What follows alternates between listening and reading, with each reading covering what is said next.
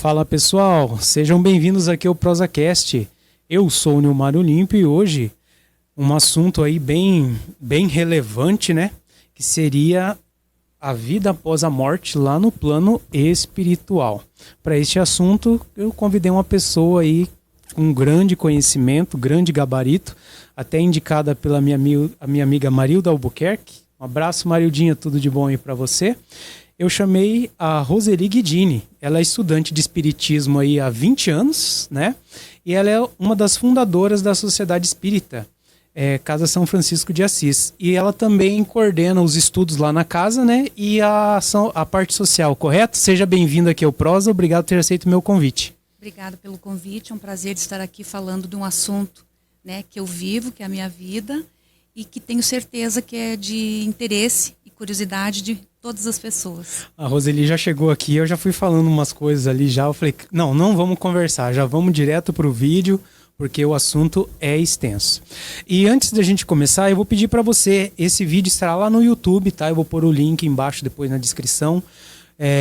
Como eu estava comentando antes, eu estava fazendo os vídeos de 15 minutos, é muito curto para as informações, então eu vou começar a concentrar tudo lá no Facebook, tá bom, galera?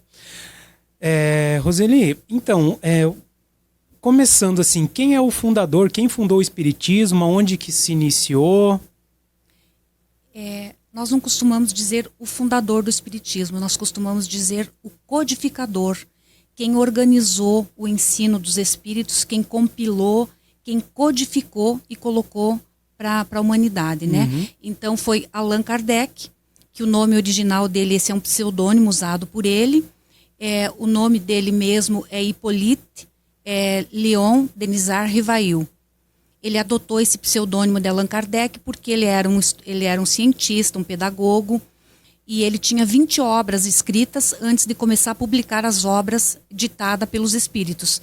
Então, para não confundir a vida pessoal dele, né, e acadêmica dele, ele adotou esse pseudônimo de Allan Kardec. Então, Kardec. Ele é o nosso codificador da doutrina espírita. E aqui no Brasil, quem que é o influenciador? O maior influenciador, talvez a gente poderia dizer, que foi Chico Xavier, né? Mas antes de Chico Xavier, nós tivemos, que veio antes de Chico, Bezerra de Menezes e Teles de Menezes, que foi quem fundou o primeiro centro espírita. Era um jornalista que fundou o primeiro centro espírita no Brasil, Teles de Menezes. Para quem às vezes está assistindo de fora, alguém vai passar esse vídeo para outras pessoas. Nós falamos aqui em Cascavel, né, no Paraná, e você foi uma das fundadoras aqui de uma das... São quantas casas em Cascavel? Em Cascavel, associadas à Federação Espírita Paranaense, são mais de 12 casas. Eu acho que hoje deve ter umas 13 casas, se não me engano.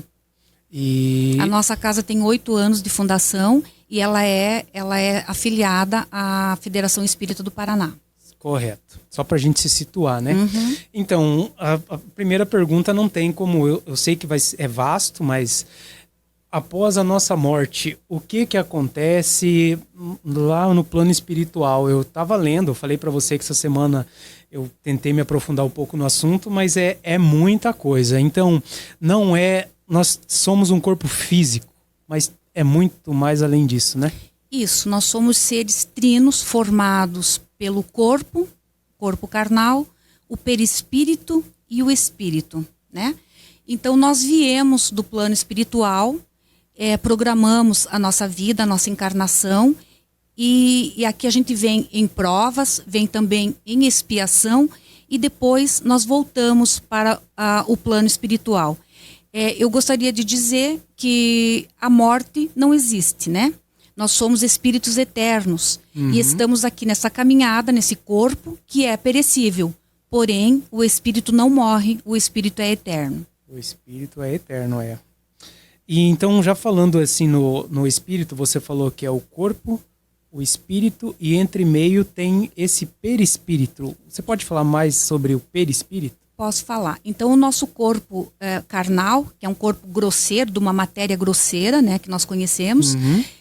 Para que o espírito possa se manifestar no corpo, ele não tem como fazer isso diretamente, ele precisa do intermediário. Sim. Então, o nosso perispírito é um corpo espiritual que ele molda a forma física e permite que o espírito se manifeste no corpo através dele. Então ele é um corpo espiritual de uma matéria mais sutil, não é uma matéria grosseira como o corpo, porém não é uma matéria tão sutil como o espírito. Nós costumamos dizer na doutrina espírita que ele é semimaterial. Semimaterial. Uhum. E cada um de nós aqui temos uma missão espiritual? Sim. Existem espíritos que vêm, que reencarnam com grandes missões. E aí a gente pode citar Gandhi, a Irmã Dulce, Chico Xavier. Mas nós, espíritos de uma envergadura mediana, que não somos talvez tão evoluídos, temos missões sim, missões menores. Então nós temos missões dentro da nossa família, como filho, nós temos missões como pai, nós temos missões no nosso trabalho, naquele trabalho que a gente se forma ou que a gente executa, né, o trabalho material.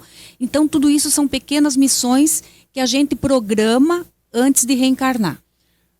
Já como espírito, já viemos como pessoa física, já com a missão estabelecida? Sim. É isso que a gente ouve falar de karma. Certo. Aquilo que o senso comum fala que karma, eu vou te né? perguntar também. E assim, você falou do Allan Kardec, do Chico Xavier.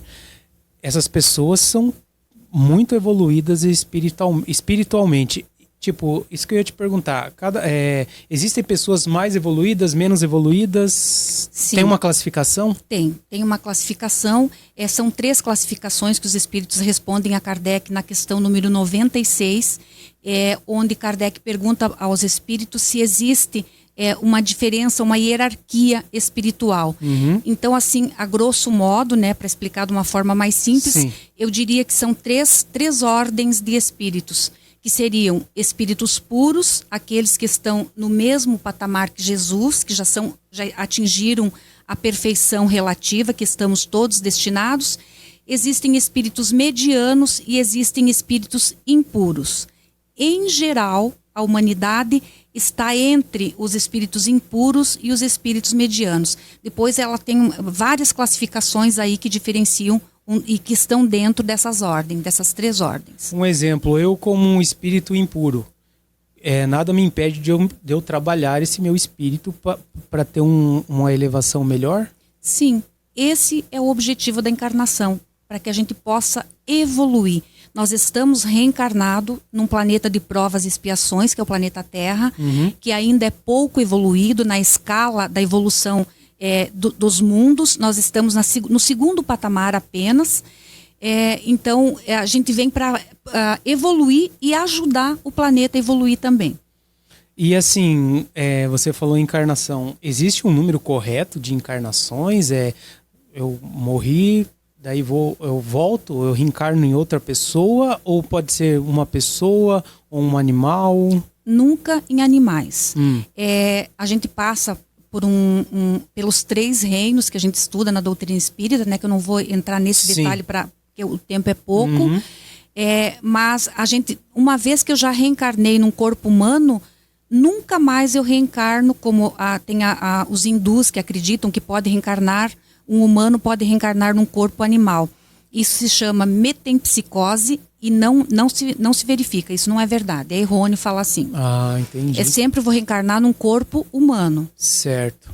E assim, a gente estava falando alguma coisa aleatória e falando que esse mundo está meio perdido, né?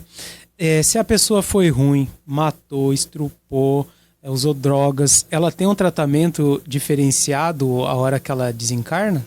Com certeza, porque senão Deus não seria justo, né? Então, qual seria o meu ganho em ser uma pessoa boa, uma pessoa que segue os ensinamentos de Jesus, e depois no plano espiritual, quando eu deixasse o corpo físico, eu iria para o mesmo lugar de um assassino, por exemplo, de um traficante. Aí Deus não seria justo. Na casa do Pai, Jesus falou, existem muitas moradas. Então, cada um de nós, de acordo com aquilo que vivemos, de acordo com a nossa evolução espiritual, nós iremos para uma dessas moradas. Essa pessoa que fez tudo isso, com certeza, ela vai sofrer muito, né? Sim. A doutrina espírita, os espíritos nos dizem que não existem penas eternas. Então, aquela ideia de céu e de inferno não existem. Existem lugares, sim, de sofrimento, existem lugares de alegria. Se eu quiser dar o nome de céu e de inferno, não tem problema. O que eu preciso entender é que essas penas não são eternas. Por exemplo, se eu conduzir a minha vida na Terra, encarnada, de forma contrária aos ensinamentos de Jesus, que eu errei muito, que eu matei, como você falou, estuprei, fiz muitas coisas contrárias às leis de Deus, quando eu desencarnar, eu vou, com certeza, eu irei para um lugar de sofrimento. Mas eu não vou arder lá, como a gente acredita no senso comum, no fogo do inferno, no mármore do inferno. Não. Deus é um Pai de amor e de bondade e vai nos dar uma nova oportunidade para que eu me melhore como espírito e também possa ascender a lugares melhores. Esse espírito vai ter uma lição lá em cima, vai ser repassado o que aconteceu e ele vai ter uma nova chance. Isso. E isso não é um julgamento como a gente aprende em outras doutrinas. O próprio espírito, a sua consciência, quando está fora do corpo físico, ela se dilata. Então ele faz uma análise daquilo que ele programou antes de nascer, o que ele fez quando estava no corpo físico e o que é que ele acertou e o que é que ele errou dentro daquela programação que ele havia feito. Então ele mesmo faz essa análise e roga ao Pai da vida, a Deus, uma nova oportunidade, para que onde ele possa ter uma nova oportunidade de acertar ou de corrigir os equívocos que ele cometeu na existência anterior. Fé. E vamos lá, então, eu estava lendo também essa semana, por exemplo, questão de nascimento das crianças. Tem crianças aí que com 1 ano, 2 já são desenvolvidas e já pega um celular e já fala. Tem um vídeo que eu vi, a menina fala palavras que nenhum adulto fala, diferenciados. Assim, existe uma explicação também para essas crianças que são mais desenvolvidas? Sim. Desde o ano de 80, estão reencarnando na Terra vindas de uma estrela chamada Alcíone, da constelação de Touro, chamadas de Índigo, crianças índicos, desde o ano de 1980. Então essas crianças estão vindo já com o lado intelectual bastante desenvolvido, porém, elas vieram para a Terra para procurar a desenvolver o lado moral. Então, são crianças extremamente inteligentes e que os pedagogos e os pais, por não saberem lidar com essas crianças, estão tratando essas crianças de forma inadequada, criando síndromes, né? Inclusive medicando essas crianças com Ritalina, porque elas apresentam déficit de atenção e essas crianças estão sendo medicadas de forma equivocada. Eu sou de 82, eu estou incluído. Com certeza. A partir do ano de 80, então, são as crianças índigos e de 2002 para frente são os cristais. Os cristais, eles são moralmente mais evoluídos que o índigo. Não intelectualmente. Intelectualmente é igual, eles têm o mesmo desenvolvimento intelectual. Mas moralmente, os cristais, eles têm uma elevação moral mais aprimorada que os índigos. E o índigo vem da cor azul, né? Porque essas crianças, que agora já são adultos, têm a aura azul. Por isso que é chamado de índigo, né? Nossa senhora, eu falei quando a Roseli chegou aqui, eu fui ler essa semana, muita coisa, você quer ler mais, você quer se aprofundar mais, é um assunto muito interessante, né? E falando nos nossos tempos aí dessa pandemia que não acaba, que... tem alguma explicação aí no plano espiritual sobre a pandemia, sobre o Covid? É para a gente tirar alguma lição disso? Com certeza. A divindade, de tempos em tempos, se a gente for observar na história, sempre acontecem flagelos destruidores, né, onde milhares de espíritos desencarnam e voltam para o plano espiritual por essas vias, ou de pandemia, né, ou de doenças, enfim. Claro que sempre o objetivo é a gente ter o aprendizado. Como o nosso planeta está passando num processo de transformação do mundo de provas e expiações para o mundo de regeneração, há necessidade de que muitos espíritos voltem para o plano espiritual, possibilitando a vinda de outros espíritos, né, que nos ajudem nessa transformação que está um pouco lenta e que a espiritualidade está tentando acelerar. Então, Bezerra de Menezes, que é um espírito, já nos falou também na época da gripe suína, que também, né, muita gente pereceu através dessa gripe. Então ele fala assim que esses vírus são o resultado da nossa emanação mental, do nosso pensamento não controlado, do nosso pensamento não vigiado, dos pensamentos negativos, pensamentos de rancor, de raiva, que a humanidade abriga dentro de si. Então isso vai para o fluido cósmico universal, que é outra coisa que daria bastante explicação. Ela fica no fluido cósmico universal, vai se condensando e acabam retornando para o nosso corpo físico como doenças. Então, dentro desse processo de regeneração, está acontecendo grandes calamidades, onde espíritos estão sendo levados novamente para o plano espiritual, possibilitando a vinda de outros espíritos para nos auxiliar nessa transformação. Você falou em pensamentos, a importância de você sempre pensar positivo, nunca querer o mal de ninguém, palavra ruim chama coisas ruins. Tudo é energia. O nosso pensamento é energia, as nossas ações são energia. Então, quando eu alimento uma energia que não é positiva, obviamente essa energia negativa vai desencadear coisas negativas, inclusive as influências espirituais negativas, né? Que nós somos influenciados beneficamente quando pensamos bem, quando fazemos nossas orações, quando fazemos as nossas boas obras, e somos influenciados por espíritos inferiores quando nós agimos diferente dos ensinamentos do Cristo.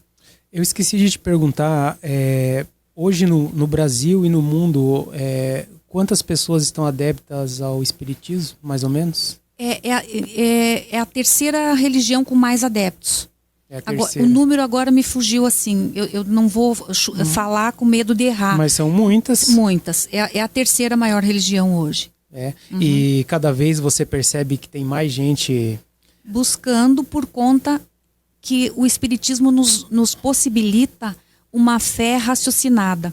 Então não é uma fé cega onde o líder espiritual fala, não, coisas que não sabe responder, diz que são os mistérios de Deus. E Deus é um pai de amor e de bondade que não tem mistério para nenhum dos seus filhos. Então o espiritismo nos convida a uma fé raciocinada, onde eu posso questionar, onde eu posso perguntar, e aonde eu, por mim mesmo, posso chegar às conclusões, as conclusões que são reais, que são verdadeiras. Sim. E que satisfazem, né, a nossa curiosidade, os nossos anseios. Sim. Veio aqui na cabeça agora, tem muitas perguntas que vai aparecendo, você vai falando e eu vou pensando aqui. Por exemplo, assim, a questão de energia. Eu consigo sentir em algumas pessoas, como eu atendo aqui, eu tenho a minha barbearia, ou às vezes em outros lugares. Eu não sei, parece que você fala com uma pessoa, ou você não se sente bem com ela, ou você sente alguma coisa dessa pessoa. Tem alguma explicação? Isso, nós captamos as energias, sejam elas positivas ou negativas. Quando captamos as energias negativas é porque nós estamos vibrando talvez naquela mesma frequência. Se eu não vibro naquela frequência, nenhum mal vai me pegar, vai me atingir. Se eu estou acima. Se você está acima. Como que eu posso elevar a minha vibração? Como que eu posso elevar a minha frequência? Através da oração, através dos bons pensamentos e das boas atitudes. Porque outra coisa assim, se a pessoa é uma pessoa do mal, tá aqui embaixo e eu tô aqui, parece que automaticamente a gente não consegue ficar junto, ou a gente vai se afastar automaticamente? Isso, exatamente, vai se aproximar ou se repelir. Ah, viu só? Então, você falou de pandemia e a gente conversou sobre pandemia, né? E sobre depressão, que é um dos grandes maus aí do século, né? Às vezes eu tô bem, você está bem, mas tem essa depressão por trás, coisas que você faz que você não sabe por que você está fazendo, por que você está triste. O que pode se falar disso? Esse vazio existencial que gera a depressão poderia ser curado quando as pessoas se voltassem, né, para uma religião, que buscassem a Deus e principalmente que tirassem o foco de si mesmo e buscassem auxiliar o próximo, né? Kardec nos fala que fora da caridade não há salvação. Então a caridade é um santo remédio para todos os males. Quando a gente busca preencher o nosso tempo, o nosso vazio, como eu falei antes, ajudando o próximo, com certeza eu não vou ter tempo para desenvolver a depressão. É o que eu sempre falo, assim, É nada a ver, mas é a ver. Gente, você cuidando da sua alimentação, fazendo atividade física, ocupando a cabeça, não tem porquê, né? Com certeza. E falamos sobre depressão e eu li sobre esse assunto um pouco e eu acho que é o pior de todos, né? O suicídio. Eu acho que esse aí tem até um tratamento diferenciado também lá no plano espiritual, né? Sim. Das formas de equívocos que a gente possa cometer enquanto está encarnado, a depressão, eu poderia dizer, não sei se levianamente ou embasado naquilo que a gente aprende, que seria a pior forma de retorno para o mundo espiritual. Sim, existem lugares específicos para os suicidas e às vezes a pessoa está passando por dificuldades e pensa que abreviando a vida o sofrimento vai acabar. E isso é um equívoco, porque além de não acabar o sofrimento quando ela desperta no mundo espiritual e se percebe que continua viva, então o arrependimento é muito grande. E muitas vezes muitos suicidas ficam revivendo o instante da morte por muito tempo. Porque... Claro que a misericórdia de Deus sempre vai alcançar todos nós que erramos, todos nós que nos equivocamos. Então o suicida também vai ter o auxílio da divindade, né? Através dos espíritos que trabalham para Jesus, onde fazem resgates nessas regiões para aqueles que desejam dali sair. Porque para a pessoa chegar num ponto desse, deve ser muita energia ruim, aqueles espíritos maus ali atentando a cabeça dessa pessoa, porque não tem, né? É o fim do poço, é o limite. Sim, existe uma influência espiritual muito grande que vamos dizer assim, agilize, né, o ato do suicida, mas nós temos o livre-arbítrio. Todos nós somos influenciados negativamente em algum momento da nossa vida por essas entidades, por esses espíritos, né? Que muitas vezes nem querem o nosso mal, são espíritos que estão equivocados, né? E que se afinizam conosco por algum motivo, ou então ainda inimigos nossos de outras vidas e que querem nos derrubar. Então eles nos influenciam através do pensamento. A gente não percebe essa influência e na maioria das vezes nós pensamos que são pensamentos gerados por nós mesmos. E não são pensamentos gerados por nós mesmos, são pensamentos colocados ali por esses espíritos. Eles, no caso, pegariam os seus pontos fracos, a sua fragilidade. Isso. Eles detectam em nós o ponto fraco e é ali que eles agem. Às vezes no nosso orgulho, na nossa vaidade, nos vícios que nós possamos desenvolver, não só os vícios físicos, como álcool, droga, né? Mas os vícios morais também, como a maledicência, a inveja. E assim, às vezes muitas pessoas falam, até brincando, a gente conversa, troca uma ideia, a pessoa, não, esse aí é o meu karma na minha vida. Esse cada um tem o seu karma? Sim. Antes de reencarnar, então, como eu já havia comentado antes, a gente faz uma programação reencarnatória, não fazemos isso sozinho, fazemos essa programação reencarnatória auxiliados pelo nosso anjo de guarda, pelo nosso mentor espiritual, pelo mentor espiritual individual de cada um, pelo mentor espiritual da família. Então, tudo isso é acertado antes da gente reencarnar, antes de nós nascermos. E a gente define em linhas gerais nossa profissão, em qual família que vamos reencarnar, quais os filhos que vamos receber como filhos, né? Uhum. E tudo isso é decidido, a época em que eu vou desencarnar e a forma como eu iria desencarnar. Eu posso alterar isso ao longo da minha existência? Posso. Pelo meu livre-arbítrio. Eu combinei. É como aqui na Terra, quando às vezes a gente combina uma coisa e não cumpre, né? Uhum. Então lá eu combino com a divindade aquilo que eu preciso para evoluir, aquilo que eu preciso desenvolver para evoluir. Chegando aqui, as minhas más tendências que eu adquiri em outras vidas podem às vezes não deixar eu cumprir o karma que eu pedi, né? E aí eu desvio daquilo que foi programado e vou adquirindo então novos karmas, novos equívocos, novas dívidas, novos débitos perante a lei de Deus. Sim. Até recentemente, para comentar rápido, nós estamos gravando aqui, hoje é sábado, dia 6, né? Uhum. Ontem aconteceu o fato lá com a Marília Mendonça, já teve vídeos falando sobre isso no mundo espiritual. Muitos falam que era o karma dela, que era para ser aquela hora, aquele momento, aquele outro franqueiro também, né? Só que ao contrário, não falando mal, mas ao contrário dela, que era uma boa pessoa, o outro MC era drogas, bebidas, e também teve o final daquele jeito que teve, né? Sim. Muitas vezes, quando nós nos distanciamos muito da nossa programação reencarnatória e as nossas atitudes estão levando outros irmãos nossos para o erro, para o equívoco, através, por exemplo, das drogas desse MC, como você falou, muitas vezes, sim, a espiritualidade entende que nós temos que ser retirados do planeta para causar menos prejuízo a outros irmãos nossos, né? E tentar ajudar ele lá já no outro plano. No plano espiritual. Então, para que ele não se comprometa mais, ele é retirado antes da programação em benefício próprio, na verdade, né? E sobre a Marília Mendonça, que era uma pessoa boa, se entende-se que ela já cumpriu o plano dela aqui na Terra, até dando um parênteses, falaram que ela chegou a sonhar um dia antes com água, com cachoeira, e que o avião caiu no meio da água. Isso. Na verdade, o espírito, ele pressente, ele sabe, ele pressente quando está chegando a hora, né, da volta para a pátria espiritual. Porque ele programou isso antes de nascer. Então ele pressente, não é de forma consciente, mas de forma inconsciente ele sabe que está na hora de voltar. Então às vezes acontece de vir através de sonho, através de um pressentimento, de uma visão também. Roseli, para fechar, porque eu falei para você, se fosse para a gente ficar conversando aqui, vai longe. Sim. Com certeza nós vamos conversar de novo mais à frente sobre outros assuntos, né? Sim. Eu deixei para o final esse porque com certeza muitas pessoas sentem, né?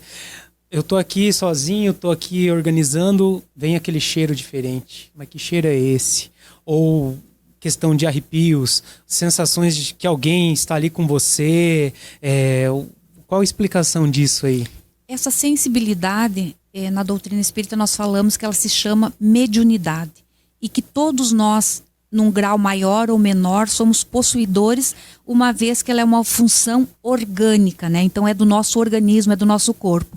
Todos nós temos, alguns em maior ou menor grau. Então, quando nós sentimos um cheiro, às vezes uma lembrança, um déjà vu, isso é a mediunidade, a nossa sensibilidade que está aflorada. Pode ser a aproximação de uma entidade espiritual, pode ser alguém da nossa família, pode ser um espírito amigo, pode ser o nosso mentor espiritual. Então, às vezes a gente tem, sim, essas percepções. E às vezes elas são esparsas e às vezes elas são mais contínuas, né? Então isso se chama mediunidade. Não precisa ter medo, né? Tem muita gente que tem medo. Eu acho que se você é uma pessoa boa, correta, se é um espírito bom que está ali... Eu costumo falar para os jovens que eu evangelizo que nós temos que ter medo dos vivos, não dos mortos. Né? Verdade. Porque aquele que não está mais no corpo físico, ele não tem como, por exemplo, interagir na matéria, né? Pegar uma faca, por exemplo, me matar, ou fazer alguma coisa agindo na matéria. Ele pode influenciar o meu pensamento, nunca agir na matéria. Rosê, olha, eu queria te agradecer. Eu tive uma mini aula aqui, que com certeza eu falei para você antes, eu vou me aprofundar, vou lá visitar o centro, né? E outra coisa lá que eu esqueci de comentar, a questão da bondade, né? De ajudar o próximo, isso também enriquece, né? Isso é primordial para a nossa evolução. Nós estamos aqui para servir e não para sermos servidos, né? E também em questão ao conhecimento, fica aí o convite para você, para as pessoas que estão nos vendo, nos ouvindo. As casas espíritas, todas elas que são federadas, a Federação Espírita do Paraná, dispõe de estudos onde nós estudamos as obras básicas, né, que foram codificadas por Kardec, onde tem todos esses... Tem um livro chamado O Livro dos Espíritos, que foi a primeira obra que Kardec fez, que é um livro de perguntas e respostas. Então ali tem todas as perguntas com as respostas dadas pelos espíritos, que pode satisfazer toda e qualquer curiosidade que a gente possa ter acerca disso e de muito mais. Você falou também que tem as lives, né? E isso, a nossa casa, às quintas-feiras, às 20 horas, sempre tem palestras física e presencial e também pelo Facebook. E no sábado, às 18 horas, da mesma forma. Então, ela acontece presencialmente, mas acontece virtualmente também. Fica o convite para todos vocês. Nós temos a página no Facebook, que é a Casa de Francisco de Assis. lá você pode acessar informações acerca da casa, dos horários e tudo mais. Eu vou pôr lá depois na descrição também. Gente, esse foi o vídeo da semana aí. Que aula aí, pode-se dizer assim, com a Roseli. Muito obrigado, viu, por ter aceito o meu convite. Obrigada você pelo convite de poder divulgar a doutrina espírita, né? Obrigada. Pessoal, até semana que vem com o próximo vídeo. Valeu, muito obrigado, até a próxima. Tchau, tchau. Boa semana a todos.